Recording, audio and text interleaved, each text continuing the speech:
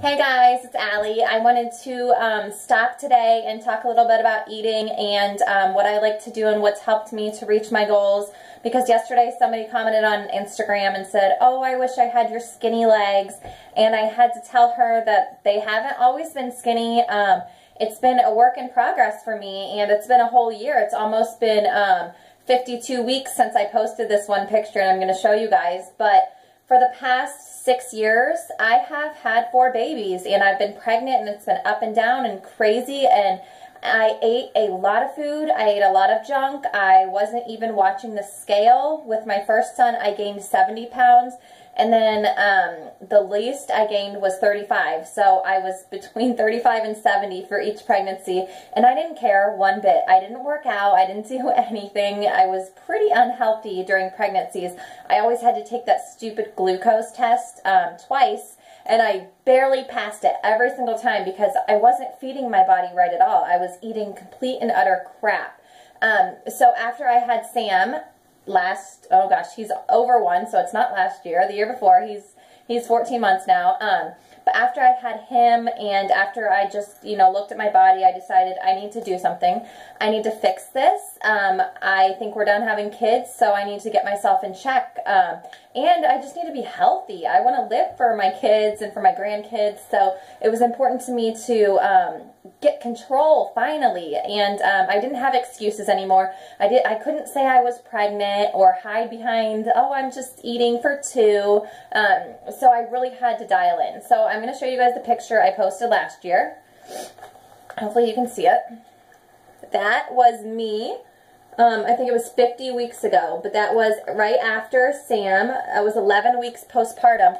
I luckily had lost like 20 pounds right out the bat because I had horrible postpartum anxiety and depression, and I literally couldn't eat, I couldn't sleep, and I dropped weight horribly. It was very, very rough for me. It was hands down the worst time of my life. I cried. I couldn't stop crying. I totally have to block out those memories. This year, when I hit my 1-year mark of having him and all those horrible times, it just felt like a breath of fresh air to finally hit it. Just to hit that mark and say, okay, it's been a year, Allie. You've done great. Like, get over it. Because in the back of my mind, I still trigger into those thoughts and those horrible, anxious feelings. And it's horrible. It makes me like want to suffocate. But anyway, so I was in a horrible place last year, and that picture right there, I look at it and I can tell just by how I'm standing, and I'm not happy. I know I'm not. I knew I wasn't happy. I remember having to tuck my shorts up so I could hide my love handles and stuff like that, and I'd pull my sports bra down to hide the fat here because I was so uncomfortable in my own skin. I couldn't wear any of my clothes. I just felt so gross. I don't know, I knew I just had a baby, but I just did not feel comfortable. And I'm surrounded by my little kids all day, and it's scary, and it's a little suffocating sometimes being a mom. And it's hard to find time for yourself, and I was always putting the kids first. And last year, my birthday, I decided that I need to do something for me. And I decided to get my body back and get my health back and get my emotional state back to a good level, because that postpartum period was god-awful, and I don't wish it on even my worst enemies. So if you're going through it, I promise it will pass, but when you're in it, it is rough, and it is not fun. But anyways, I pulled it together and, eased into a program and found something that works for me where I don't have to leave the house. I started the 21-day fix, and I've been doing it for the past year on and off, hit or miss, and I have had huge success. I'm down 30 pounds from where I was last year, and I feel so much better. I am so much happier. I have energy to keep up with the kids, and I'm just emotionally a totally different person, and I'm motivated, and I want to do more, and I want to give, and I want to help other people. And it's just crazy because I remember after baby number 1 and 2, I wasn't very outgoing, or I was never comfortable in a room, and I really didn't like going to like play dates and stuff like that because it's awkward. But I was never confident in myself, and finally, for once in my life, at age 29, I'm finally confident after having 4 kids and my body ripped apart all over. But finally, I'm here. But anyways, I'm getting off track. I wanted to talk about eating and what I like to do.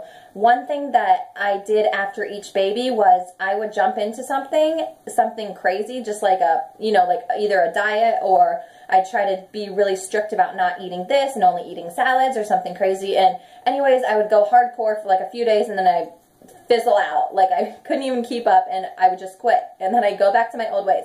So this time I decided that I would ease into the 21-day fix, and I started with just the workouts slowly, and I didn't do them every day, and I couldn't sometimes keep up with the person on the TV. I couldn't do it. They were doing awesome, and I was here like trugging along, like barely keeping up, like dying, needing drinks, but I did the best I could at the time, and each round that I did, I kept getting stronger and stronger, and then each time I would refine my eating and really break it down and try to add something else new and try to cut something bad. So I didn't just jump in that first 21 days and go gung-ho. Some of you might be able to do that, but for me, it always backfires. So ease in. I really swear by easing in, and slowly each round change something. Take something out. Stop drinking this, or start eating more of this. And slowly and surely you're going to get into this routine that's going to just become natural to you, and you're not going to crave the bad stuff as much, or you're actually going to notice that when you do eat carbs and stuff that you used to eat, it starts to hurt your body. I will eat, when we go out to eat, we don't go out to eat very much, which helps your diet a lot. But when I go out to eat at this one restaurant, I love their cheese. They have like this cheesy bread, and I know it's not good for me, and I know it's not helping my goals, but I love it. But the next day I will wake up and my joints will hurt instantly because I put like gluten and wheat and stuff in my body that I usually don't have.